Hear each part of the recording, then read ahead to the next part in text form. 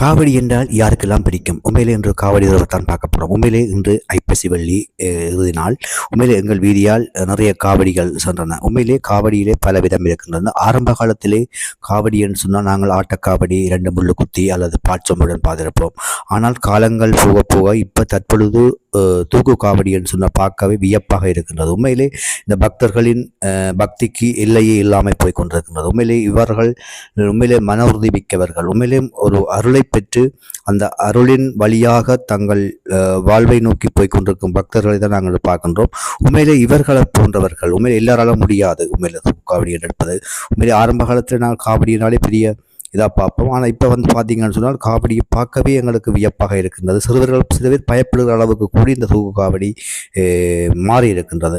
உண்மையிலே அந்த பக்தியின் உச்சம் என்று சொல்கிறதா அல்லது என்னன்னு சொல்வது தெரியவில்லை. உண்மையிலே இன்று கூட ஐப்பசி வெள்ளி கடைசி பார்க்க வியப்பாகவே இருந்தது.